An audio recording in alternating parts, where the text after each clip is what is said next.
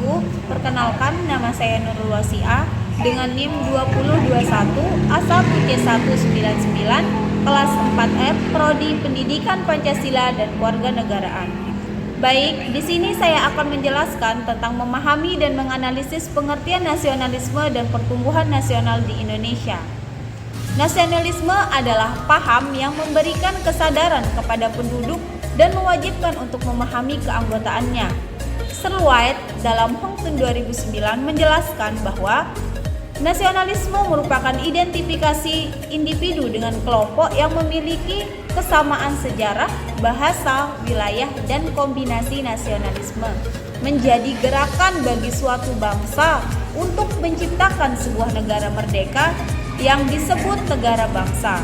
Kusuma Wardani dan Fatur Rahman menjelaskan bahwa sikap-sikap nasionalisme adalah suatu evaluasi terhadap rasa cinta tanah air, bangsa, atas kesadaran dan tanggung jawab sebagai warga negara. Istilah nasionalisme juga digunakan oleh berbagai negara di dunia. Nasionalisme merupakan paham kebangsaan, semangat nasionalisme, semangat kebangsaan dan kesadaran kebangsaan. Memahami nasionalisme dapat diajarkan pada usia sedini mungkin karena menanamkan jiwa nasionalisme pada generasi bangsa dan mengembangkan atau menimbulkan semangat nasionalisme demi kelanjutan bangsa ini. Nilai-nilai nasionalisme. Nilai itu ideal bersifat ide. Yang dapat ditangkap indera adalah perbuatan yang mengandung nilai tersebut. Nilai tidak ada dengan sendirinya, seperti wujud suatu barang tetap ada sekalipun manusia tidak ada. Nilai itu ada kalau manusia itu ada atau tidak melihatnya. Nilai itu baru timbul ketika terjadi hubungan manusia sebagai subjek, barang itu sebagai objek. Nilai itu juga diartikan sebagai suatu yang berharga, berguna, indah, memperkaya batin, dan menyadarkan manusia akan harkat dan martabatnya. Nilai bersumber pada budi yang berfungsi mendorong dan mengarahkan sikap dan perilaku manusia.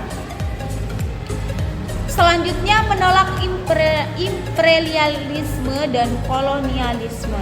Imperialisme adalah penaklukan penduduk suatu negara kepada daerah-daerah lain dengan menentukan hukumnya melalui kekuasaan dan melakukan ekspolitasi secara ekonomi dan finansial kepada orang-orang asing tersebut. Kolonialisme akan menjadi salah satu dampak jika kita mengabaikan imperialisme. Dari sejarah kita belajar apa itu perjuangan, dan dari perjuangan kita belajar apa itu kesakitan.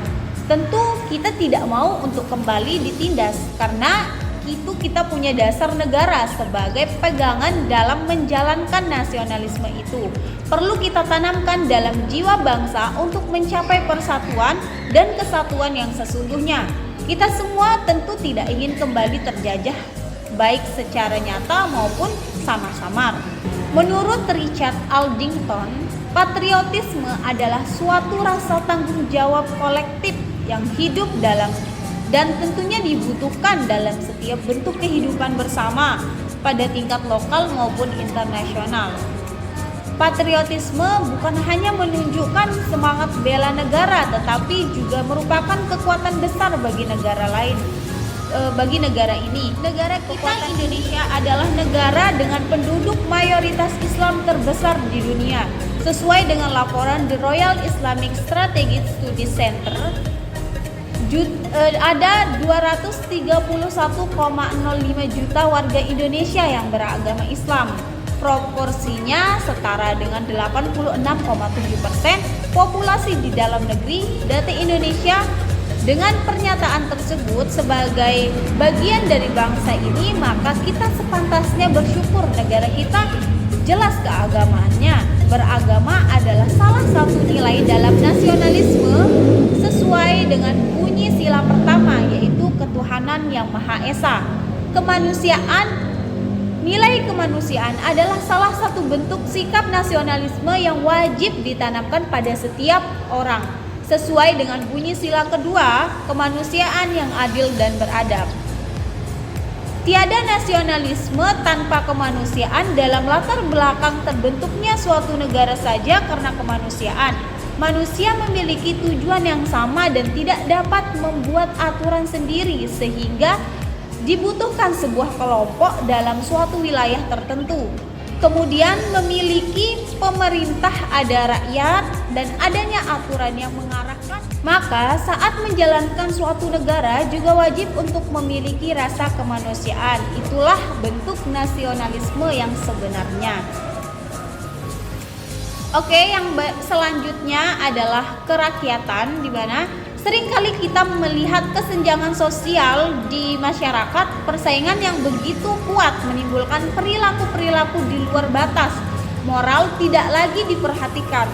Kebanyakan kasus yang pernah saya temui adalah persoalan harta warisan, tawuran antar warga bahkan pelajar, pencemaran nama baik, dan banyak hal lagi. Kita perlu membangun kembali semangat jiwa-jiwa nasionalisme untuk meredam dan mengurangi masalah-masalah tersebut. Perilaku rakyat adalah perilaku pemimpin kita. Jadi sangat begitu penting bagaimana kita memahami kerakyatan sebagaimana yang tercantum dalam sila keempat. Dalam bermasyarakat kita perlu musyawarah dan mufakat dalam menyelesaikan persoalan, dan itu adalah salah satu bentuk dari nasionalisme. Baik, mungkin itu saja yang dapat saya sampaikan. Kurang dan lebihnya mohon dimaafkan. Saya atas nama Nurul Wasiah pamit undur diri. Assalamualaikum warahmatullahi wabarakatuh.